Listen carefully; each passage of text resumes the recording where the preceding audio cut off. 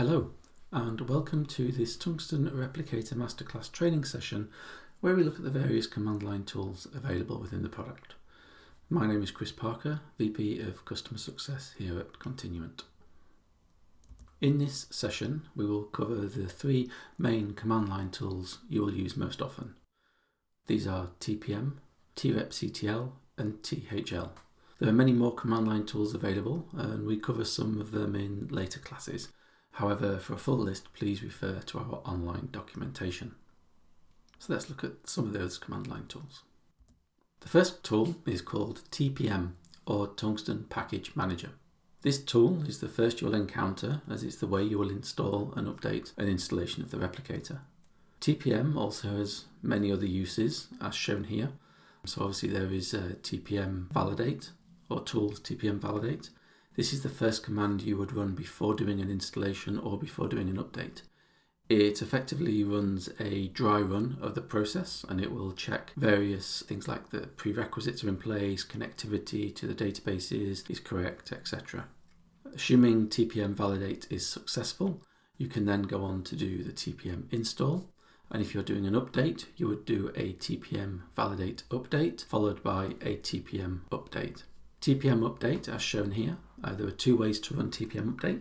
First of all, once you have installed Replicator and it is running, you can simply issue TPM update on the command line and that will update the existing installation and change any properties that you may have changed within your Tungsten INI file. The Tools TPM Update Replace Release option is always a safer bet if you're making large changes. It is also the way that you would do a software upgrade. And for this, you would run the command from the software staging directory. So you would change to that opt continuant software path, change into the directory for the software you've installed, and then you would run tools TPM update replace release.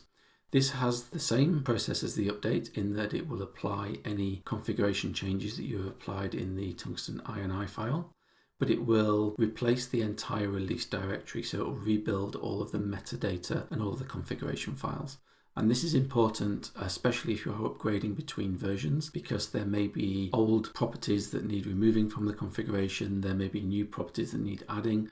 So it's always best to allow the installation to completely rebuild that metadata so that we know that it's clean, fresh and ready for your installation. TPM install, as we've discussed, is the installation and you would have seen that in the previous training sessions. TPM Diag is used to bundle together a diagnostics package, which is super handy when you need our help with any issues you may encounter. It will create a single tar file containing the log files from the software along with a status output from all of the various components. Additionally, some operating system and database metrics. You will need to run this command on each node individually within your topology to provide support with a full holistic view of your entire installation. Why is this important? Well, let's say you have an issue with a replica node. The primary node log files may actually contain additional information that will help us to see a full picture of any incident that's happened. TPM MySQL is a useful shortcut for connecting directly to the database, but this will only work on hosts where the replicator is installed on the same host as the MySQL database. Naturally, as the name suggests, TPM MySQL, it will also only work on extractor hosts where you're running against MySQL and any targets where you're using MySQL. So for example, it will not work to quickly log you into Postgres or Oracle or Kafka, for example. So let's take a quick look at some of these in action. Here we have my two consoles open. This is the same setup that I was using in the previous installation demonstration training sessions. On the left hand side I have the extractor ext1 and on the right hand side I have the applier adp1. What we have here is a very simple MySQL to MySQL replication setup, and MySQL is installed on the same host as databases. So first of all we will look at TPM Diag. So as I mentioned, this is really handy if you need support, and all you do is simply type TPM Diag and that will collect the diagnostics. Now it does say here to gather diagnostics for all hosts, use the -a switch. So you can use that if you have passwordless SSH set up between all of the nodes in your topology. You can do that and it will attempt to reach out and gather all that diagnostics and keep it in one file. So if you have that passwordless SSH set up, you can just run TPM Diag from one single host and it will gather all of them. If you don't, then you'll need to run it, as I have here, run it individually on each host. As you can see, that has then created a file called Tungsten Diag with the TGZ. Now, one useful tool that we do have, depending upon your environment and your network and your security, if your hosts are allowed to reach out to the internet, then we do have a tool called Tungsten Send Diag. This will allow you to upload this diagnostics file directly to Continuent support without the need for you having to download it and then attach it to a Zendesk ticket. It will just simply upload it to a secure S3 bucket that our support engineers can access. Tungsten Send Diag can be used in a number of ways. If you've already created your support case, you can do send diag -c and the support case number that you have, for example 1234, and then you can say -f and you can put in the full path and the file name that you have. I'm running this from the same location as the file, so I can just pop in the file name there, and then you can just press enter and that will upload it, and our engineers will get notification of that. If you haven't yet created the diagnostics package, so you don't have this file yet, Tungsten Send Diag can do that for you as well, and you just simply replace the -f with -d, and that will actually run tpm diag and then send it to us as well at the same time. So that's just a useful extra if your environment allows you to have that access to the outside world. So the next command is tpm MySQL. And because I'm doing a MySQL to MySQL replication and my replicators are installed on the same host as my database, I can run that and it will work. And it will log me straight into my MySQL environment. And if I just do select @hostname, you'll see that it's connected me to the appropriate local database. And that's very, very useful if you just need to quickly get access. The user that we connect to in this case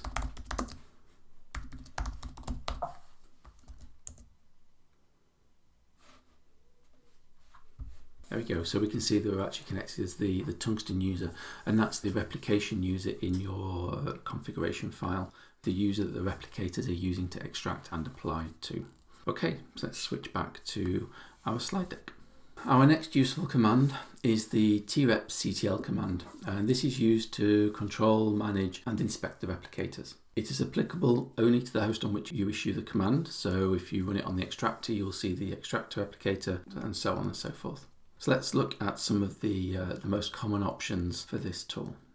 So trepctl services, this will show a short list of the services running on the host. In my demo, as you'll see at the moment, I only have one service on each instance, so you'll only see one service output. But if you are running a more complex topology, when you are doing a fan out or fan in type topology, you may have multiple services, and this will just give you that show basic information for that.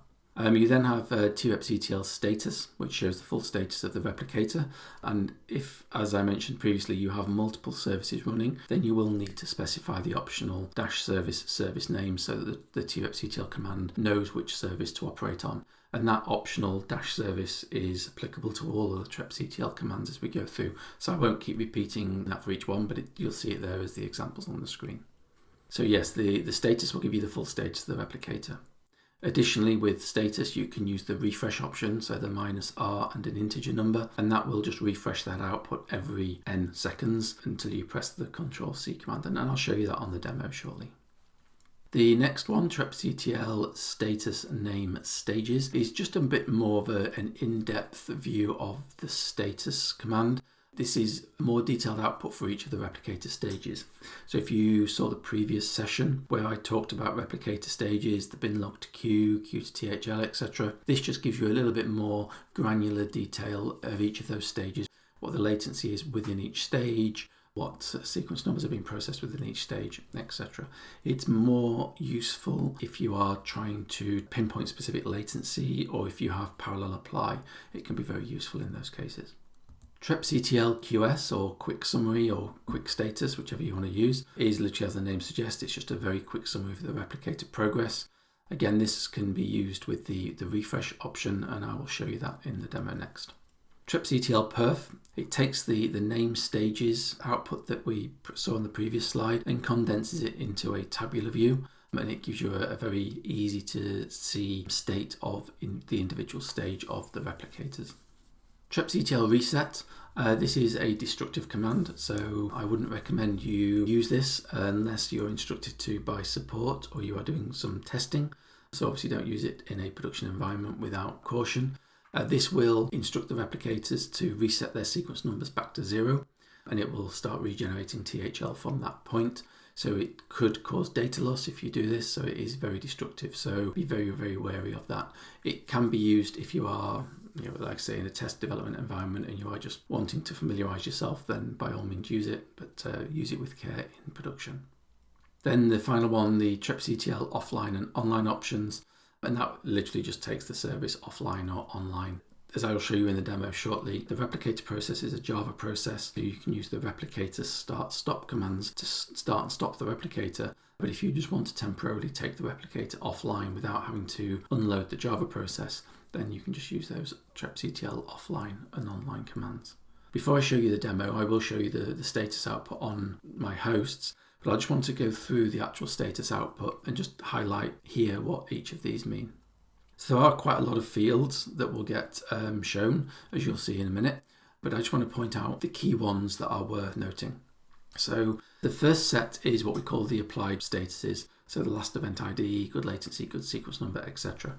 So on a primary, the applied last event ID is the last binary log position that was written to THL. So if you took a snapshot of this status and you looked at, used MySQL binlog for example, and looked at that entry and you looked at the THL for sequence number 34, those two will match. So that's what that's relating to. Obviously, when you do trepctl status, it is a snapshot point in time. Very busy systems, that will constantly be changing, and you'll be able to see that when you look at the refresh option, and you'll see that movement. On a replica, that applied last event ID relates to the last event written to the target database at the point when you requested that status command. The applying on an extractor, that won't show anything, but on a primary, it will show you the status that we are within a transaction. This is useful if you are running a long-running transaction. So if you're doing an update and that update is touching hundreds and hundreds of rows, you may look at the status output and think, oh, it's not doing anything because the values haven't changed. But what it may actually be doing in the background is applying a long-running transaction. So the applying field there will give you an indication of that. You will see that progress if we're in a long-running transaction from the applying. Auto recovery. These options are useful if you have auto recovery enabled. In my demo, I don't have it enabled, but in some of the advanced sessions that we will do next, we'll talk about enabling auto recovery. But in summary, if auto recovery is enabled, if the replicator goes offline in an error state, auto recovery will kick in and try to bring the replicator back online if it can. If it can't, it will exhaust its recovery attempts before putting the replicator into an error state. And so that's one of the next examples that we'll run through in the next training sessions. The current event ID, this is the binlog position of the database at the point when you run the status command. And obviously current event ID may be much further ahead of applied last event ID in a very, very busy system. So that will also be a good visual cue if we're struggling to extract the transactions in time, or what state the replicator is in compared to where the database is at. On the next slide, we have the master connect URI, master listen URI. So this is the THL ports, the hosts that we're connected to. So we see localhost there for the master connect URI because this is a master host. On a replica, it will look slightly different. And then we have the master listen URI, which is what the master is broadcasting for the replicas to connect to. If the replicator goes into an error state for any reason, the pending error status outputs will give you more information. This is usually a truncated version of the actual error message. Sometimes it's enough to understand the problem, sometimes it may not be. So if you don't see a full output message here, then you would ideally want to be looking at the replicator log file, the trep svc log file, where it will have a lot more detail, a much better, cleaner example and explanation for what the error stage is. Pipeline source. So on a primary, it will show the source of the binary logs. On a replica, it will show something similar to what you see under master listen URI. It will show you the host that we're connected to. If you're running active-active topologies with multiple endpoints, that may be slightly different, but typically it should show the primary host on a replica. Relative latency, which is the latency between now and the timestamp of the last event in the local THL. And I do have a slide that explains the latency value, so I'll skip on and we'll cover that in a second. Then we finally, on this slide, we have the role. So whether it's a master, slave, or a relay, you wouldn't really see relays in replicator topologies. Relay is more of a clustering topology, but if you're using the replicator to extract out of a cluster, then you may see relay there. But yeah, typically you would either say master or slave for your extractor or your appliers. And then the last bit of the status output, the state, whether it's online or offline error. There's a whole list of different states, and some of these I covered in one of the earlier training sessions, but there's a lot more detail about all of these states in our online documentation. So I do recommend reviewing those doc pages and familiarizing yourself with at least the online, offline error, going online, synchronizing. They're probably the three most useful ones. So as I mentioned, applied latency, relative latency. So we showed two different values. I don't want to read this full slide as it contains quite a lot of detail, but it's really useful in understanding the differences between the two. In summary, applied latency is the latency between the commit of the source event. So that's when you inserted a record, for example, into your database. So from when you do that to the time it reaches the end of the pipeline. And what I mean by that, for primary, that would be the commit in MySQL to the replicator writing it into the THL log file on disk. So that would be the full pipeline end to end. On a replica, that end-to-end pipeline would be from when you committed it into the database all the way through to when the replicator committed it into the target database. Okay, so that's your full end-to-end. And that would be your applied latency. So time from commit ultimately to the time to commit. Relative latency, that's between now and timestamp of the last event written to THL. So on a primary, it's a good indication if we're keeping up with the amount of transactions being generated by MySQL. And on a replica, how up to date the THL read from the extractor is. So it's a good way of seeing whether you have potential network latency, for example, whether the replicator is stalled. There's various different ways those values can be interpreted, but it is important that all of your nodes are running in the same time zone and that they're all in sync with the same time, because obviously we are relying on system clocks. So if the time's on the host's out, then that could produce false latency values. So it's really important to make sure that's correct. Additionally, latency values can be misleading if your system is quiet. If there's not a lot of data going through the replicators, latency could show slightly odd values, but as soon as that data starts flowing again, you should see those latency values start to settle. Now feel free to pause the video for a moment or two to allow yourself time to digest the information on this slide. But what I'm going to do next is switch back to my console, and I will show you the trepctl status examples. So first of all, let's just do simple trepctl status. So here we go, we can see the output, two different types of output. On the left hand side, as you can see, we have the extractor, we can see the role is master, and on the right hand side we can see role is slave. Okay, and we can see all of the various different information that I spoke about on those previous slides. Now what we can do is I'm just going to, on my applier, I'll do trepctl status, and say we can do the refresh 2. Okay, so this is going to refresh this every 2 seconds or until I press Ctrl C. On this side here, I'm going to go into MySQL and I'm going to create a database. And you'll see on the right hand side, you'll see the sequence number increase. Great.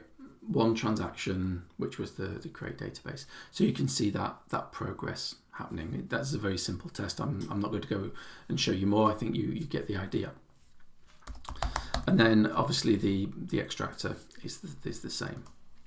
The next one would be trepctl status name stages.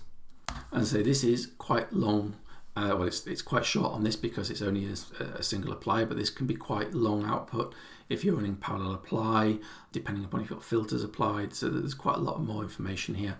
But you can see we have the various different stages. So a applier, remote to THL, THL to Q, Q to DBMS. And we can see the committed sequence numbers in each of these. So it'll give you an idea of if, for example, these stage is a much higher committed sequence number than these two stages, then we've got some latency, or we've got some problem occurring somewhere within the replicator, and it'll help us to drill down to that. But a better version of that, which is more easy to digest, would be the perf command. Okay, so I'm just going to expand this window a little bit so it fits on. So what we can see here, this is on applier. So we can see again, we have these three stages: the remote to THL, THL to Q, Q to DBMS. So we have the sequence number that each of those have applied and the various latency of each of those stages. So this, if you run this with the refresh command, I'll run this every 2 seconds again, we can see that just sits there and doesn't do anything. So in the background, what I'm going to do is I'm going to get some SQL. Let's create some tables in that HR database. And then let's go into TPM MySQL. And we'll use HR. And I'm going to create those tables. And you'll see those sequence numbers jump straight up. Obviously, this is a demo system. I'm not really doing a great deal of traffic, so everything is pretty quick. It's almost instant that we're doing that apply. Now let's put some data in those tables. Pop that in. And we see those jump up straight away as well. So that's just how you can see. Now, obviously, on a very, very busy system running hundreds of thousands of inserts and updates, you'll see that ticking over in a different manner than just a simple demo that I'm doing here. Control-C to exit. And just to show you the difference on the extractor, we'll see here, let me just expand this side this time so you can see that one. This time you just see the two states. It's bin log to Q and Q to THL. Okay, trepctl QS. And let me just run that on the other side as well. Actually, let me just run those, just clear the screen and run these so they're a bit easier to see near the top of the screen. There we go. So what we see here, as I said, it's just a very, very simple, quick summary on an extractor. Although it says last applied, this is technically last extracted, and you're never really going to see much here. It's going to be pretty much the same all the time, but this will be where we are extracting and the state of the extractor. In terms of the applier, you'll see that the replicator has 0 to 122 stored, and we are last applied 122, so we're up to date. But if this is in a very busy system, you may see X number of transactions behind, you may see the estimate before synchronization. Now this estimate is really just going to be an estimate. We can't be 100% accurate because we don't know until we've actually got the THL and we start applying it. We don't know the size of it. We don't know how long it's going to take to apply because we don't know what it contains until we actually get it. So it's the very rough estimate based on those commit timestamps in the THL as we get it. And it also requires the replicator to have been running for a while for it to kind of get that balance and to get enough metrics to be able to work those estimates out. So don't look at this and take this as gospel, but it is a very good indication. It will give you a good idea, but it's, I say, it's not 100% accurate. The other one that I didn't show you, services, and say this is just a very simple summarized version of those services. So the final tool is THL. Think of this as our equivalent to MySQL bin log. It's the tool that you can use to inspect the THL log files. And I show a few of the key options here. So we've got the help, which will show you all the options, info, which will show you a summary of the THL on disk. And then we have THL list, which is a way to look at the actual THL, and there's various different options you can supply to that.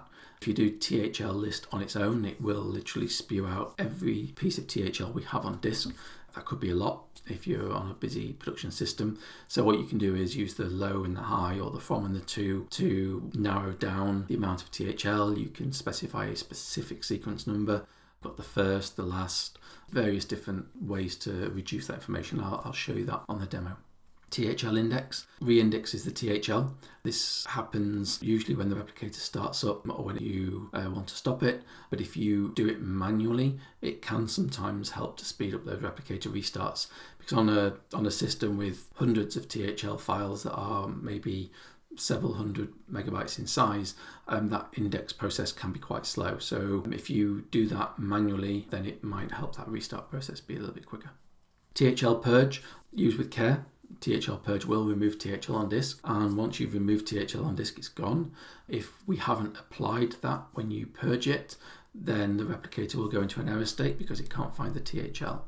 Now, if you've got binary logs still available and you accidentally delete your THL, then we can regenerate THL from the binary logs.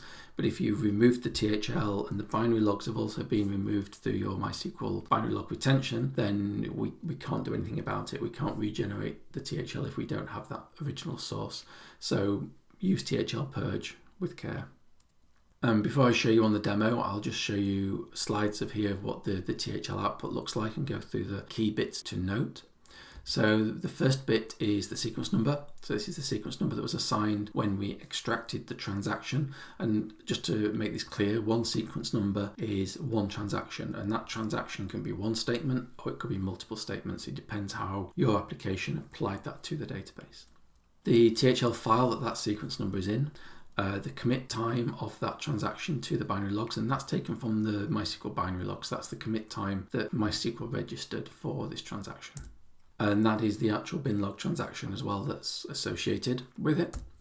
The database that it came from, which hopefully should be your primary. And then we have a big block of metadata. So the metadata is all of the various environment variables that are in play when you applied the transaction.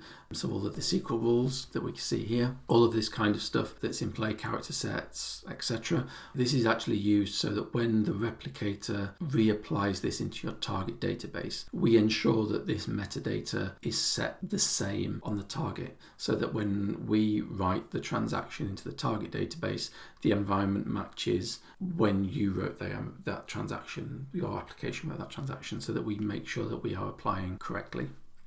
We then have the schema that the SQL is actually for. I mean, this depends on your transaction, how that was processed, but that will be the schema. And then we have the actual statement. So this is a DDL statement, so it's showing you the create table. If it was a DML, an insert, and your system is running in statement or mixed mode, you may see here the raw insert command, but it depends on if you're in mixed mode and how MySQL logs it. But if it was a row-based transaction, it would look something like this. So you would have the insert, the table name, the table, and then the row data. So let's have a look at some of that on the console displays. So first of all, THL info. This doesn't show a lot on my system here because it's not very busy. We haven't put a lot of data through it, but it will tell you the number of log files you have on disk, the total size, the sequence numbers that we have on disk. So we've got from 0 through to 122, and then the oldest and the newest log file. Obviously, as the systems progress in time, log files will rotate through THL retention, so that min sequence number will always show you the earliest one we have available. That's fairly self-explanatory. THL index. Again, doesn't show a lot on my system, but what you will get here normally is a much longer output, one line for each THL file you have, and then what you have here in brackets is the boundary of the sequence numbers within that file. So we know in THL1 we have sequence numbers 0 to 122. If we switch to a new THL file now, THL2 would start 123 to whatever, and so on and so forth. So THL list, I've got 122 sequences on disk, so I'm not going to run all 122, which would happen if I ran THL list. So what I will do instead is I will just do THL list, and I'll say, well, let's look at the first. And this will give me sequence number 0. Okay, if I do THL list last, it will give me THL, in my case, 122. So you've got, that was always gives you the first and last. If I want to look at a specific sequence number, THL list seek no, and then the number. So I'll say let's look at 120. And don't worry about this output for now. I'm just going to show you these various commands, and then we'll talk about this output here. If I wanted to do a range, so I'll say, well, let's look at THL list from 10 to 15. It will give me sequence numbers 10 to 15, and so on and so forth. Okay, so that's how you can use those boundaries to pick up the different SQL. So in terms of the output, you can see it's showing, it looks a little bit garbled on here, and that's just because of the character sets and the char sets. So what I can do here is I'll just go back to this one, and I'll just say char set ASCII, just for the purpose of being able to read this on screen. There we go, and we can see, so sequence 120, it's in this file. That was the date and time I committed it. And it's an insert HR employees table, and this is all my data. So column 1, that's the ID column, etc., etc. I don't have the column names filter turned on. We talk about those filters later in the training, but if I had those filters turned on, I would also have the column names listed here as well. In a MySQL to MySQL environment, it's not as important, but if you're running heterogeneous replication, then it's essential that those column names appear. And like I say, we'll talk about that as we progress through the more advanced training. We have a few other tools that can be useful. I'm not going to do demonstrations on these. We do cover these as we progress through the training anyway. But the diagctl command, this is a more advanced method to reset the replicator position, and this will allow you to either see what is currently stored in the tracking tables, the trep commit seek no table in the tracking schemas, or it will also be able to allow you to update and rewrite that information. So it can be quite dangerous if used incorrectly, because you could use it to force the replicator to start a different position to where it should be. So use that option with care. Find position and find seek no, they're just wrappers and useful ways to interrogate the THL for specific binary log positions or specific sequence numbers, and return the output in a command that can be used for diagctl. So they're quite advanced commands. A lot more information is in the online documentation for these, but they're quite useful tools. So what have we covered today? Well, we've just looked at 3 of the command line tools: TPM, trepctl, and THL. We've looked at how to interpret that status output, and all of this now is good foundation for the subsequent training sessions which are coming up next. So on that note, thank you for listening. I hope you found this useful, and I hope to see you on the next training session soon. Thank you and goodbye.